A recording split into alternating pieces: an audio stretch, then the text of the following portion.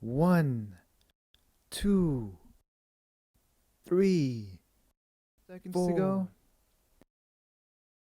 5, 4, 3, 2, 1. Help improve your running form and mechanics, which helps make running more enjoyable, which is why we're implementing to the 2 inches off the ground, not very high, and just trying to work on your form. Back up. That's 1 squat.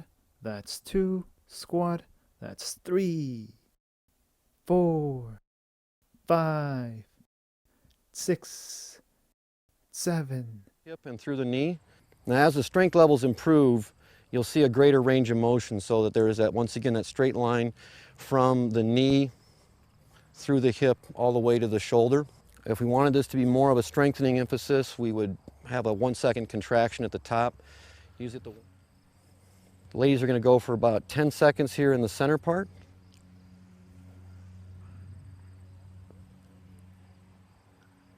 They're going to rotate to whichever side they want to. Go ahead.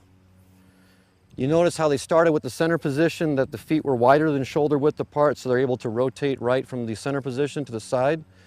Now they're going to go back to the center. Our first drill, schoolyard skipping, which is just what it sounds like, simple skipping. Staying nice and loose with a full arm swing. In technique drills, we often exaggerate running movements as a way of training our bodies through the full range of motion. Also, remember that we move our arm in sync with our opposite leg.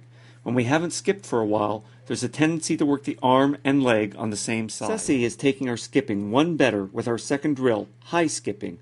This time, instead of just skipping forward, Ceci is driving vertically off her toes, going for some height while simultaneously reaching high with her opposite arm, as if she was trying to touch an overhead tree branch. I'm going to lift up each knee one at a time. I'll do that drill for about 25 meters on the track. First we did skipping, then high skipping, and now I'll step into the mix myself to demonstrate long skipping. This is not for the beginner. You'll want to have a few sessions under your belt before attempting long skipping. This time the emphasis isn't on height, it's on distance. We spring twice off the same foot, then switch to the opposite foot. The tricky part of this drill is the arm pump while in mid-skip. This helps to realign our bodies for a proper landing. With flat-footed marching. For this drill, we march flat-footed, so don't come down on your toes or heels. Focus on working the quadriceps and hip flexors. Also, keep a nice upright posture. Imagine that you're a puppet on a string, with one string pulling your head straight up while 2 others work your knees. Our motion tends to be a little more limited for this drill. Ceci is performing our fourth drill, high knees. This time, we stay on our toes, using a piston-like motion to rapidly lift our knees and then drive our toes back toward the turf. Our arm motion mimics our leg motion, and it's okay to lean back a little if that helps with your knee lift. One caution, don't be too overzealous with this drill. You don't want to lift your knees so high and hard that you tug on your lower back. Next up is bounding. In bounding, we're springing from one foot to the other. We're hopping with style. Drive off your foot, aim for the sky, and take off, like Superman or Michael Jordan on his way to a slam dunk. When you land on your opposite foot, you let your knee bend to absorb the impact, then instantly spring forward again. For foot shuffles, we want to stay on the balls of our feet, then shuffle forward as quickly as we can. We skim over the turf, but move only inches at a time. Focus on keeping your upper body loose and try to keep knee lift to a minimum. This drill challenges your nervous system, and it works the peroneal muscles on the outside of your lower leg, aiding that last little kick you get off your toes with each stride. It involves quick feet, it involves a little bit of lateral motion as well as forward motion. And what this drill is going to do for me is really challenge my neuromuscular system to fire quickly, which is critical for developing your speed. So what I'm going to do is use this line in front of me on the track as my guide, and I'm going to move forward along it at a pretty slow pace forward, but very rapidly be moving side to side across the line in a foot pattern that in slow motion looks like this. Okay, and you want to get your gaze to be slightly ahead, maybe 10 feet in front of you. And your hands, you just want to keep your upper body and your core as tight as possible. That's a really critical thing for when you need to be fast and speedy on the track, is having your upper body tight and controlled so that your lower limbs and upper limbs can move in a relaxed fashion.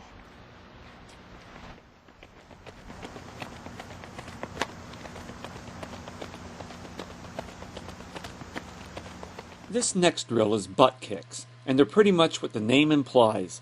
The object is to stay on your toes, then just snap your foot up to kick your butt. Don't work this drill too hard, and don't worry if you can't quite reach your butt. Lots of us masters athletes can't. Keep your head up, keep good posture, and focus on the drill, not forward motion. And so a lot of times you see people doing a butt kick where you're bringing your foot up to your butt, but it's behind you like this. Well, in reality, when you watch people running very quickly, their foot doesn't really go way back here. The faster you can get your heel to your butt here, the quicker it can come out here and land in front of you again. So that's what you're going to practice doing, is bringing it up underneath your butt, like that, with your knee up high.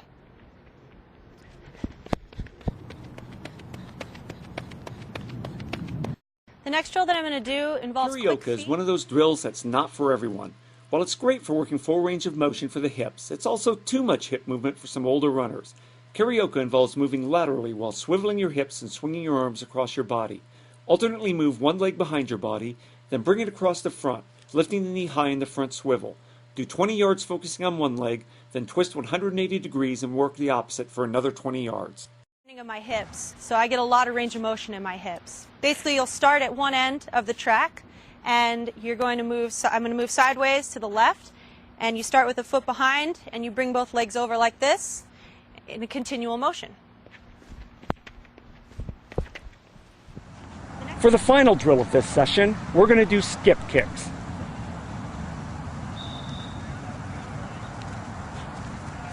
Skip kicks are not for masters runners with tight hamstrings. If your hammies are tight or you have lower back issues, don't do this drill. I like to call this the Rockettes drill.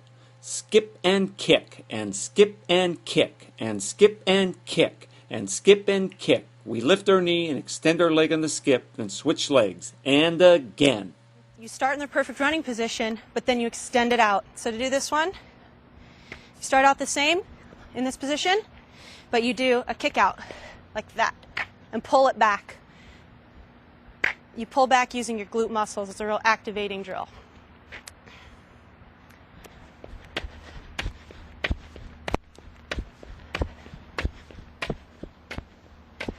One important thing to remember when doing a drill like this is you want to try to keep your eyes up and your head up, which is what you would do when you're running. It's always tempting to look down and see what your feet are doing to make sure you're doing it right. But as you work into it, you know, you just always remind yourself to look up and look forward and look straight ahead. This drill is called a Russian dance, and this one is really good for activating your glutes, which is your main powerhouse for explosion. So what you're doing is you're basically going from your foot straight out in front of you to right underneath your body, which is using only that glute muscle to pull it back, and then you alternate forward like that. I like to just focus on the glute contraction.